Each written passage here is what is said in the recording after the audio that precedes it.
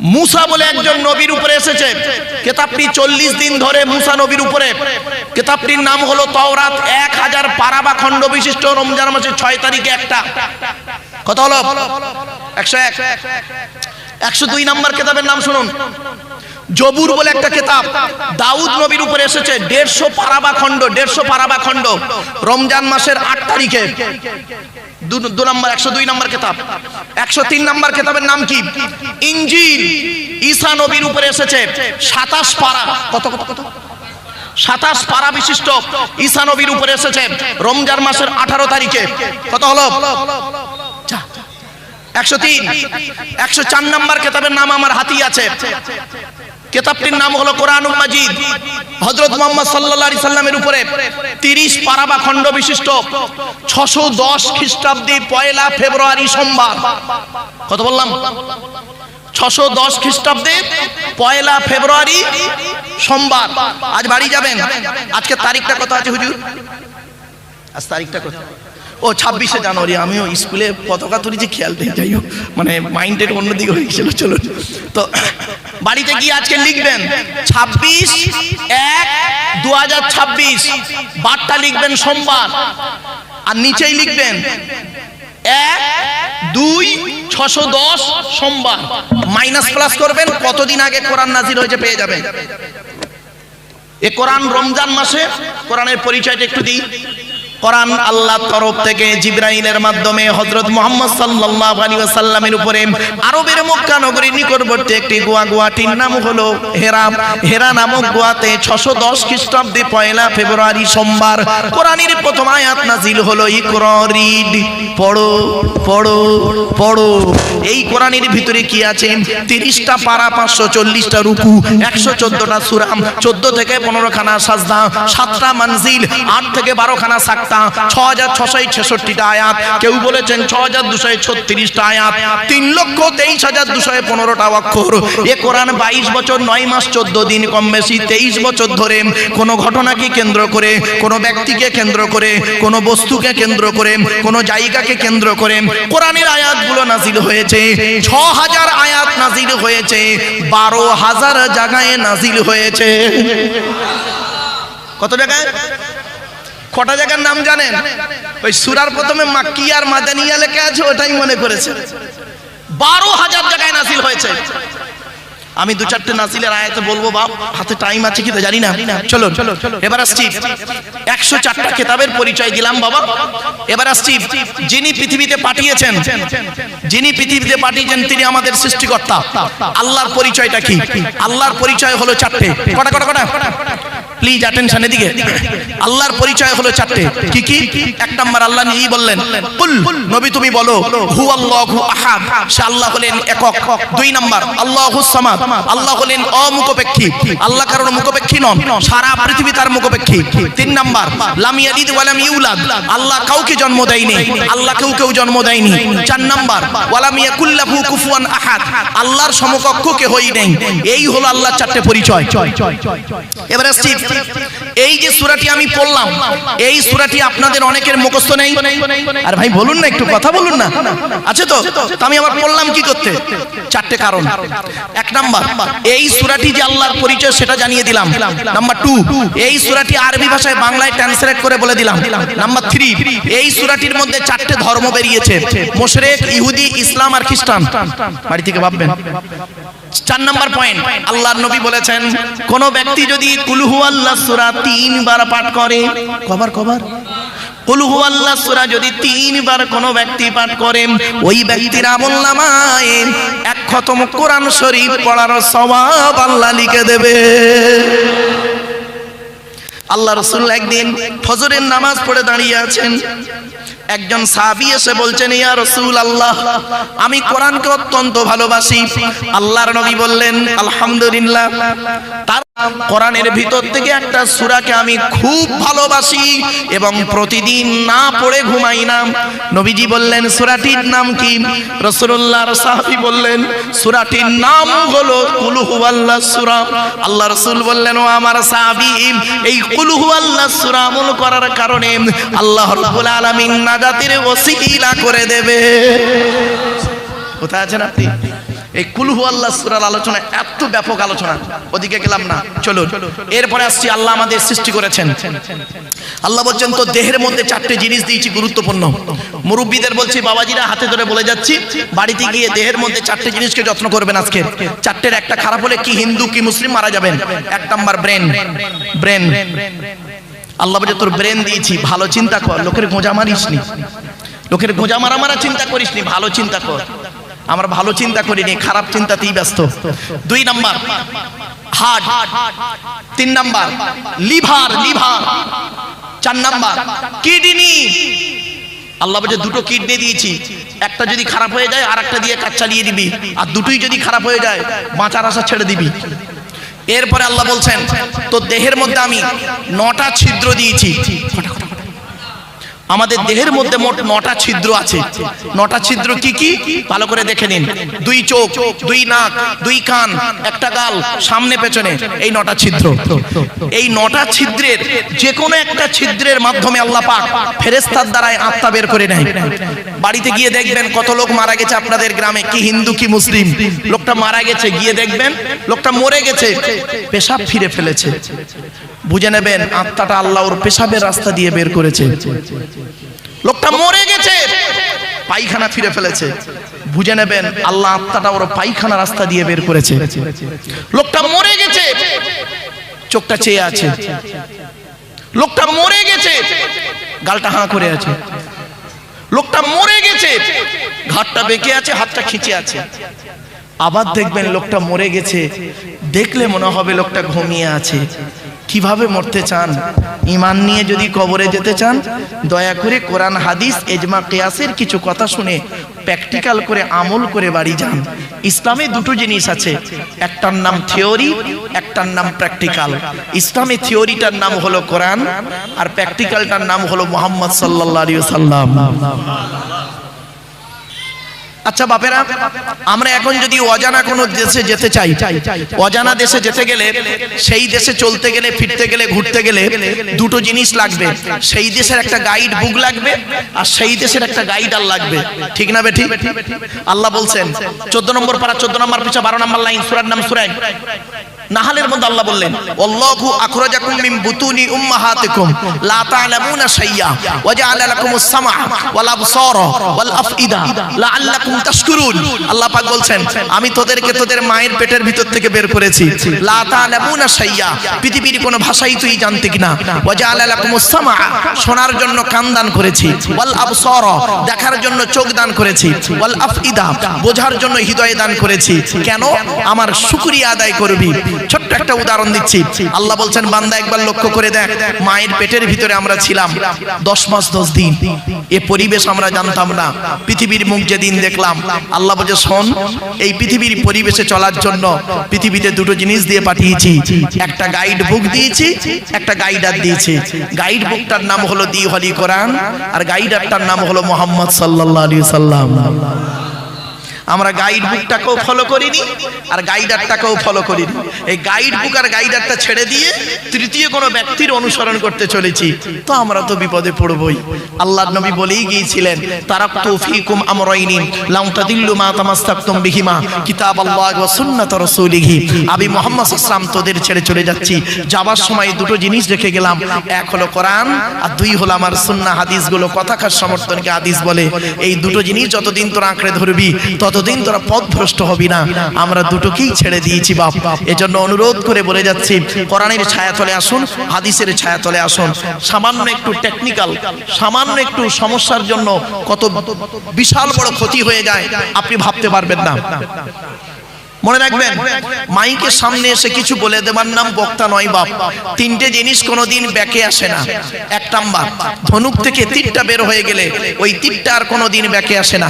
2 number, দেহ থেকে আত্মাটা বের হয়ে গেলে ওটা আর পৃথিবীতে রিটার্ন দেওয়া হয় না। 3 নাম্বার, জবান থেকে কথা বের হয়ে গেলে ওটা আর পৃথিবীতে ব্যাকে আসে না। এজন্য 1 ঘন্টা লেকচার দিতে গেলে বাপ 3 ঘন্টা স্টাডি করতে হবে, পড়াশোনা করতে হবে, কিতাব মোতালিয়া করতে হবে।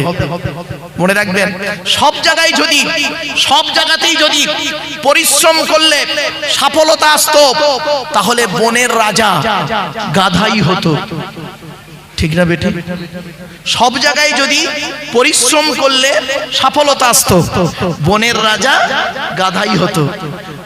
গাধা 16 ঘন্টা খাটে আর সিংহ 16 ঘন্টা ঘুমায়। বাড়ি থেকে ভাববেন। ছোট্ট একটা উদাহরণ দিচ্ছি, জাস্ট ফর এক্সাম্পল, খারাপ সেন্স নেবেন না। চলুন এগিয়ে যাচ্ছি, আপনাদের কাছ থেকে একটা উত্তর নেব। দেখি, 3 বন্ধু, ক বন্ধু? 3 বন্ধু চিন্তা করছে ব্যবসা ভালো চলছে না, কি করি বলতো? তো 3 বন্ধু মিলে একটা ব্যবসা খুলছে। তা কিসের ব্যবসা করা যায়? বললো এক কাজ কর, তেলের ব্যবসা কর। তেল, পেট্রোল পাম্প করবো, পেট্রোল পাম্প। কি বললো? কি বললো? Petrol pump. 3 বন্ধু মিলে একটা পেট্রোল পাম্প করেছে। পেট্রোল পাম্পটা কোথায় করেছে শুনবেন? বলবো? দোতলায়। কোথায়? দোতলায় পেট্রোল পাম্প খুলেছে। 6 মাস হয়ে গেছে, 1 লিটার তেল বিক্রি হয়। তো 3 বন্ধু আবার বসেছে, দূর ঘোড়ার দিন, ব্যবসা করে কোনো লাভ নেই। 6 মাস পেট্রোল পাম্প খুলেছে, একটাও খরিদ্দার আসেনি। তা কাজ কর। বললো কি? বলে পেট্রোল পাম্পটা বন্ধ করে দিয়ে হোটেল কর, হোটেল, রেস্টুরেন্ট, হোটেল কর। তো পেট্রোল পাম্প বন্ধ করে দিয়ে রেস্টুরেন্ট করেছে, হোটেল করেছে। 6 মাস হয়ে গেল, একটাও খরিদ্দার আসেনি। কারণটা কি? কারণটা কি বলুন? বুঝতে পারছেন না? এই প্যাঁচটা যেদিন বুঝতে পারবে সেই দিন জানবেন কিছু জানতে পেরেছি। আব্দুল্লাহ মারুফের কথা একটু বুঝে এসছে, শোনেন, খুলে বলে দিচ্ছি। প্রথমে ওরা কি করেছিল? আরে বলুন না, পেট্রোল পাম্প করেছিল। সাইনবোর্ডটা কি লিখেছিল? Petrol pump. দোতলায় ছিল বলে কোনো খরিদ্দার যায়নি। এবারে পেট্রোল পাম্প বন্ধ করে দিয়ে ভেতরে কি করেছে? হোটেল। বাইরে সাইনবোর্ডটা কি আছে? Petrol pump. ওইটাকে যদি রেস্টুরেন্ট লিখে দিত তাহলে আর এই সমস্যায় পড়তে হতো না। জ্ঞানী গুণী বুদ্ধিজীবী মানুষ, জ্ঞানী যারা বোঝে তারা শুধু ইশারায়। বাড়ি থেকে একটু ভাববেন। চলুন, আমরা এমন মানুষ না, আমরা এমন মানুষ, রাগ করবেন না, আমরা এমন মানুষ, কিরকম মানুষ দেখবেন, নিজের পাপের বাটখারা দিয়ে অন্যের পাপ ওজন করি। ঠিক না বেটি? বাটখারা বোঝে ভাই? নিজের পাপের বাটখারা দিয়ে নিজের পাপ কোনোদিন ওজন করিনি, অন্যের পাপ ওজন করি। আমরা এমন মানুষ। আমরা এমন মানুষ না, দুধওয়ালা লোকের বাড়ি বাড়ি যায়, দুধ কিনে সহজে কেউ খেতে চায় না। মদওয়ালা দোকান দিয়ে বসিরহাটে বসে আছে, ও মোটর সাইকেলে তেল পুড়িয়ে মদ কিনে খেয়ে মারামারি করে রোজার মাসে হাজি সাহেবের বেটা লখাবে চুম মেরে বসে আছে। দুধওয়ালা কোথায় গিয়েছিল? বলুন বলুন বলুন। ওর বাড়ি গিয়েছিল, খাইনি। আমরা এমন মানুষ না, দুধওয়ালাকে বলি এই দুধে পানি দিসনি তো, আর মদে পানি ঢেলে খায়। আমরা এমন মানুষ না, 100 টাকার চোরকে 100 টাকার চোরকে গাছে বেঁধে মারি, 1000 কোটি টাকার চোরকে স্টেজে তুলে ফুলের তোড়া দিয়ে সংবর্ধনা দিয়ে স্যালুট জানাই। ঠিক না বেটি? আমরা এমন মানুষ না, চালনি বোঝেন? চালনি, হুজুর কি বলেন ভাই? ওই আটা চালে কি বলেন? হ্যাঁ, চালনি। চালনি। আচ্ছা, চালনির পিছনে ছিদ্র কটা? আরে বলুন না, একটু কথা বলুন না। অগণিত ছিদ্র। আর সূচের পিছনে ছিদ্র কটা? একটা। তো চালনি একদিন সূচকে বলছে, কে বলছে? কে বলছে? চালনি কাকে বলছে? সূচকে বলছে, এই তোর পিছনে ছিদ্র কেন রে? তা সূচ কি উত্তর দেবে? বুঝতে পারিনি না? চালনি সূচকে বলছে তোর পিছনে ছিদ্র কেন? তা সূচ কি উত্তর দেবে? আমার তো একটা আর তোর 1000টা। ছোট্ট একটা উদাহরণ দিচ্ছি। একটা আঙুল আপনাদের দিকে লাগিয়ে আমি বললাম আপনি চিটিংবাজ, সরি ক্ষমা চেয়ে নিলাম। একটা আঙুল আপনার দিকে লাগিয়ে বললাম আপনি চিটিংবাজ। কটা আঙুল আপনার দিকে আছে? একটা। আর আমার নিজের দিকে কটা আঙুল? তিনটে। টিবিল চিটিং বাজ। পৃথিবীর সব থেকে কঠিন কাজ কি জানেন? আত্মসমালোচনা করা। পৃথিবীর সব থেকে কঠিন কাজ হলো নিজেকে নিয়ে সমালোচনা করা। এটা করলে নেকি হয়। আর পৃথিবীর সব থেকে সহজ কাজ কি জানেন? পর সমালোচনা করা।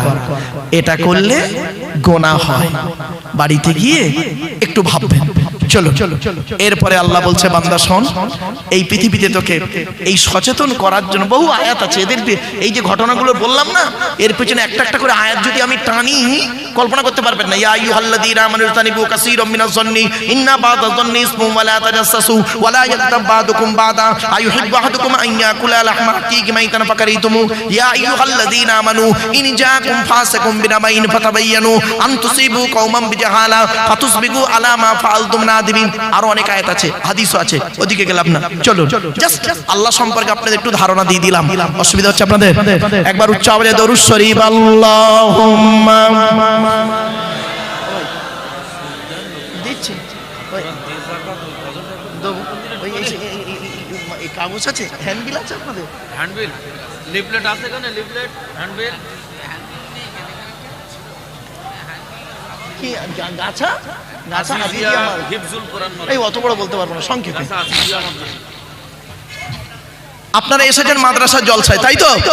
আরে ভাই বলুন না, একটু কথা বলুন না। আচ্ছা, এই মাদ্রাসা সংক্রান্ত দু লাইন ছড়া বলবো আপনাদের। বলবো কি বলুন? তাহলে বলবো, নইলে বলবো না।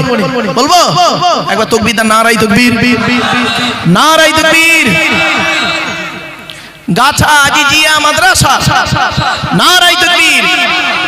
ধন্য গো ধন্য তুমি আজিজিয়া মাদ্রাসা, তোমারে বুকে শিখেছে সবাই আল কোরআনের পাক ভাষা। নারায়ে তাকবীর। ধন্য গো ধন্য তুমি আজিজিয়া মাদ্রাসা, তোমারে বুকে শিখেছে সবাই আল কোরআনের পাক ভাষা।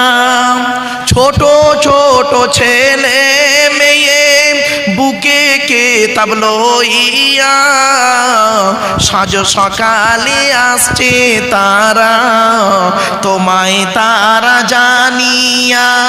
ও মুসলমান নর নারী, শান্তি যদি পেতে চাও আজিজিয়ার মাদ্রাসাতে ছেলে মেয়ে পড়তে দাও। কেন? কবর আযাব হবে যখন তোমার আমার উপরে, ছেলে মেয়ে পড়বে কোরআন শান্তি পাবে কবরে। মৌতেরি কষ্ট কঠিন শুনে রেখো মুসলমান, কোরআন শরীফ পড়লে পাশে জাকান্দানি হয় আসান। নারায়ে তাকবীর। ধন্য গো ধন্য তুমি আজিজিয়ার মাদ্রাসা, তোমারে বুকে শিখেছে সবাই আলো কোরআনের পাক ভাষা। ছোট ছোট ছেলে মেয়ে বুকে কিতাব লইয়া সাজ সকালে আসছে তারা, তোমায় তারা জানিয়া। ও মুসলমান নর নারী, শান্তি যদি পেতে চাও আজিজিয়ার মাদ্রাসাতে ছেলে মেয়ে পড়তে দাও। কেন? কবর আযাব হবে যখন তোমার আমার উপরে, ছেলে মেয়ে পড়বে করে। মৌতেরি কষ্ট কঠিন শুনে রেখো মুসলমান, কোরআন শরীফ পড়লে পাশে জাকান্দানি হয় আসান। নারায়ে তাকবীর। গ্রামটার নাম কি?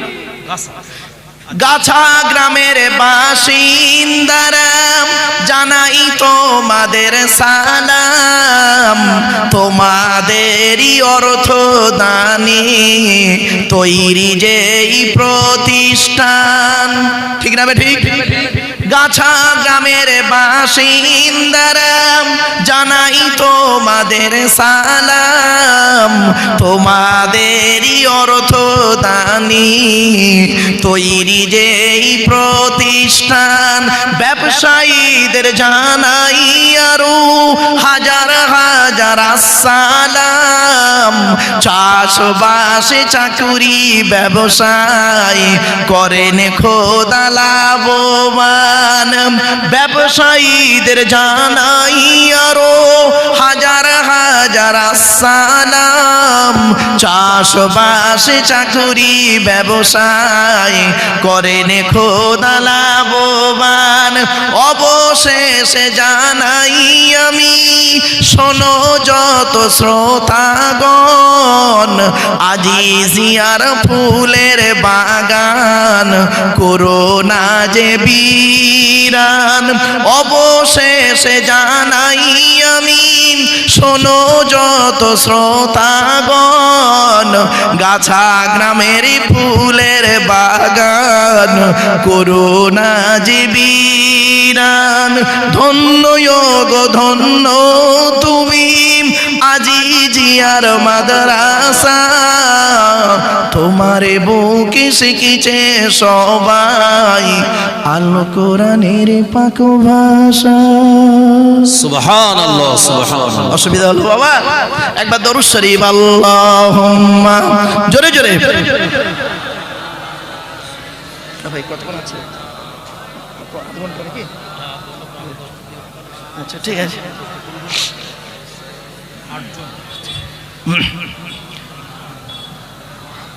আমার বাপেরা, মাদ্রাসা কার ঘর? যা নবীর ঘর। মাদ্রাসা কার ঘর? নবীর ঘর। এখন চলুন, নবীর ঘর তো নবীর পরিচয়টা জেনে নিন। নবীর পরিচয় কি শুনে নিন। নবীদের পরিচয়, শুধু নবীর নয়, নবীদের। নবীদের পরিচয় হলো তিনটে। কটা বাপ? কটা কটা? তাড়াতাড়ি বলুন। তিনটে। কি কি? এক নাম্বার, যিনি নবী হবেন তার উপরে আল্লাহর তরফ থেকে ওহী নাযিল হতে হবে। দুই নাম্বার, যিনি নবী হবেন তার দ্বারাই অলৌকিক ঘটনা ঘটতে হবে, একটা হোক বা 50টা হোক।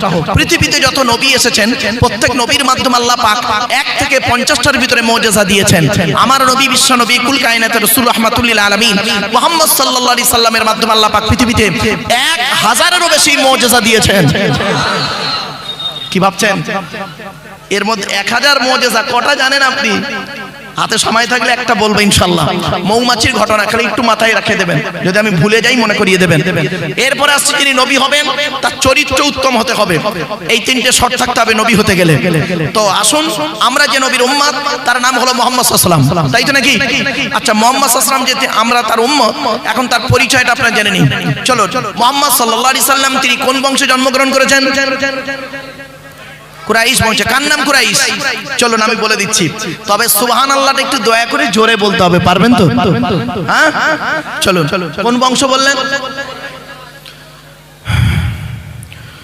মুহাম্মাদের বাপের নাম আব্দুল্লাহ, আব্দুল্লাহর বাপের নাম আব্দুল মুত্তালিব, আব্দুল মুত্তালিবের বাপের নাম আব্দে মান্নাফ, আব্দে মান্নাফের বাপের নাম হাশেম, হাশেমের বাপের নাম কুসাই, কুসাইয়ের বাপের নাম কিলাব, কিলাবের বাপের নাম মুররা, মুররার বাপের নাম লুবাই, লুবাইয়ের বাপের নাম কাব, কাবের বাপের নাম গালিব, গালিবের বাপের নাম পিগির, পিগির থেকে কুরাইশি বংশ এসেছে। নবীর বাপের নাম আব্দুল্লাহ, মায়ের নাম আমিনা, দাদার নাম আব্দুল মুত্তালিব, দাদির নামটা কি? নেতিলা বিনতে খব্বাব, ব্র্যাকেটে ফতেমা, কেউ বলেছেন সামিরা।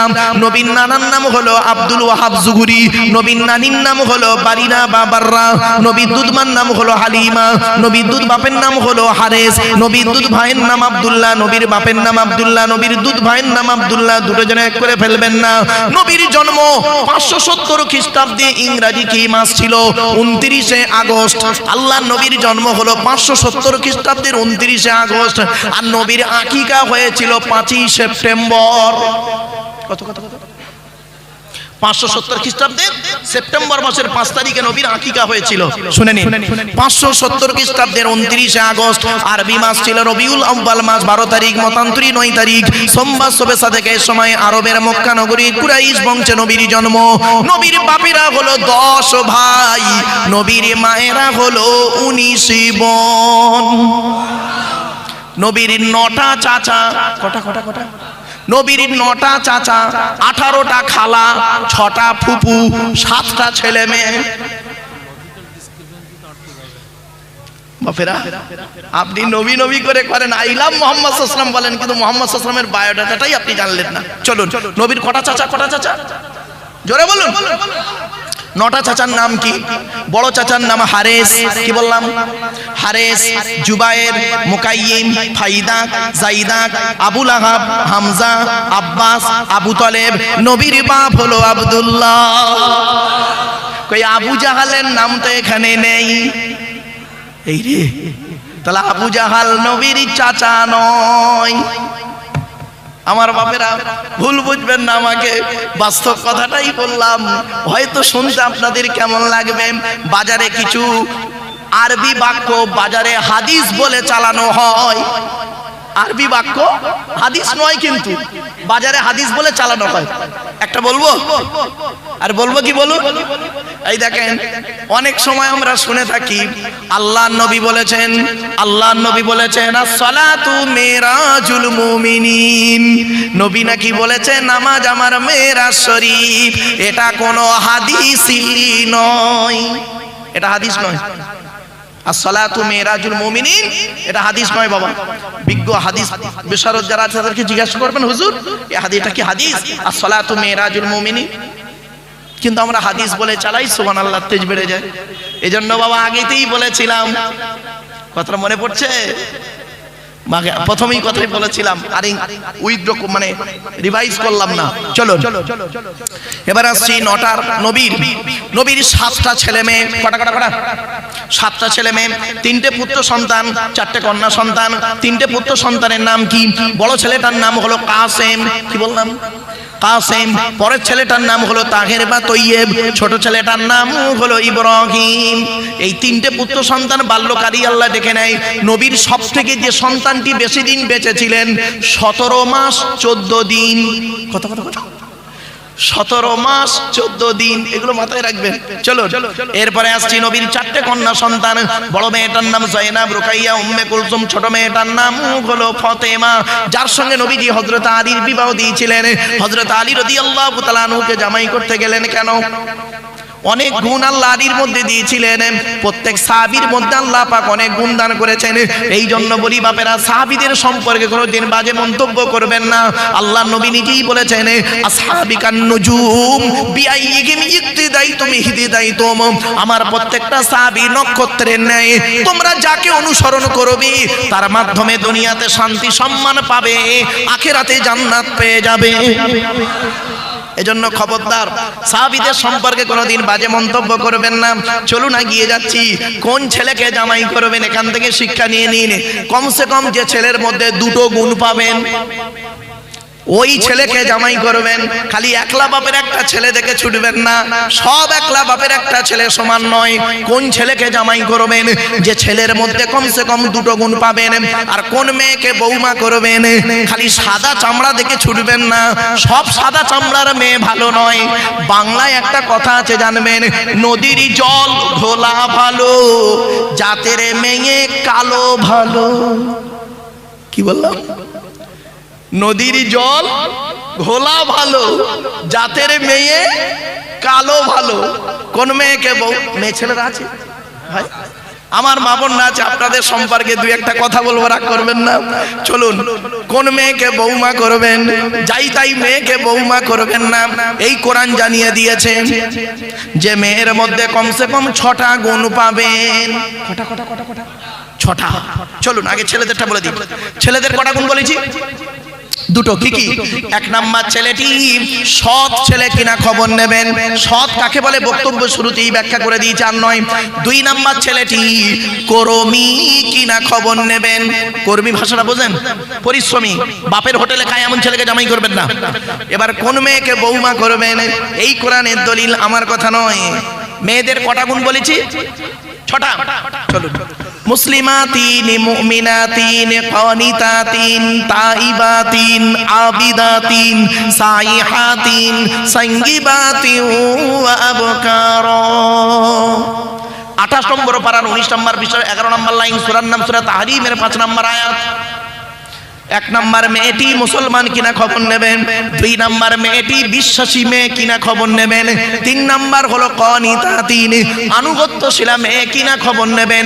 দূর থেকে খবর নিয়ে দেখবেন ওই মেয়েটি ওর বাপ আর মাকে ভক্তি শ্রদ্ধা করে কিনা খবর নেবেন। দূর থেকে খবর নিয়ে সঠিক তথ্য যদি পেয়ে যান মেয়েটি ওর বাপ আর মাকে ভক্তি শ্রদ্ধা করে না, ও যত সুন্দরী মেয়ে হোক আর যত পিসা মরি সাহেবের মেয়ে হোক, খবরদার ওই মেয়েকে জীবনে কোনোদিন বৌমা করবেন না। ও ওর নিজের বাম্মাকে ভক্তি শ্রদ্ধা করে না, তোমার বাম্মার পাতে সহজে এক থালা ভাত দিতে চাইবে না। ঠিক না বেটি? বেশিরভাগ মেয়েদের সংসার নষ্ট হয় মেয়ের মায়ের কান ভাঙানিতে। যে মেয়ের মা যত বেশি চালাক, ওই মেয়ের কপালে তত তাড়াতাড়ি তলাক। ঠিক না বেটি? বাস্তব কথা বললাম। যে মেয়ে ছেলে দেখবেন বিবাহের পরে স্বামীর কথার গুরুত্ব না দিয়ে ওর বাম্মার কথাই উঠে বসে, ওই মেয়ের সংসার হলো জাহান্নাম। এজন্য অনুরোধ করে বলে যাচ্ছি, আল্লাহ রাসূল একদিন সাহাবীদেরকে বললেন, তোমাদের বাড়িতে কয় শ্রেণীর মেয়ে আছে গো? আচ্ছা, তার আগে একটা কথা বলি, আপনাদের রেগে যাবেন না কেউ। নারী জাতির শত্রু হলো দুটো। কটা? মেয়েদের শত্রু কটা জানেন? পৃথিবীতে দুটো। 1 নাম্বার হলো কে জানেন? সতীন। কি বললাম? সতীন হলো মেয়েদের চরম শত্রু।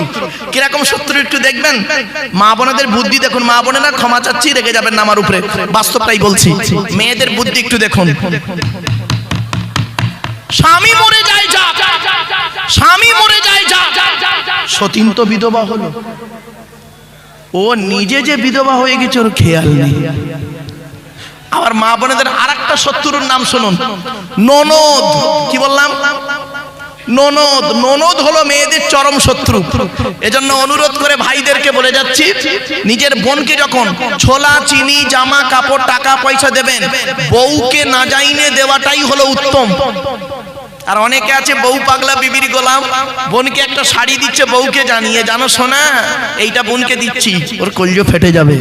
বাস্তব কথা বললাম। আচ্ছা, কেনই বা বইয়ের অনুমতি নেবেন না? বইয়ের অনুমতি আপনাকে নিতেই হবে। কেন নেবেন বলবো? বলবো বলবো কি বলুন? হুজুর এটা কোন থানা? বসিরহাট থানা। কেন বইয়ের অনুমতি নেবেন আপনারা? শুনে নিন। আপনাদের মনে আছে বাসর রাতে, ফুলসজ্জার রাতে, গভীর রাতে একা একা বইয়ের ঘরে যখন ঢুকেছিলেন, মনে মনে কি বলেছিলেন একটু স্মরণ করুন তো। 50,000 টাকা ইয়াম্মা গাড়ি, 5 ভরি সোনার বিনিময়ে আজ থেকে তোমার বাপের কেনা চাকর গোলাম হইয়া গেলাম। তুমি যাহাই বলিবে তাহাই শুনিব। গন্ডগোল যদি করি মারিতে দ্বিধাবোধ করিবে না। তোমার বিরুদ্ধে যদি কোনোদিন কোনো গন্ডগোল করিয়া থাকি, বসিরহাট থানায় বধূ নির্যাতনে কেস দিয়া বাপ আর মাকে জেলে খাটাইয়া লকাবে ঢুকাইয়া আমারে পেটাই দেবে। হয়েছে বাবা? হয়েছে? কথাটা শুনতে হয়তো একটু সাময়িক হাসি লাগলো, অতি বাস্তব কথা বললাম। ছোট্ট একটা উদাহরণ দিচ্ছি।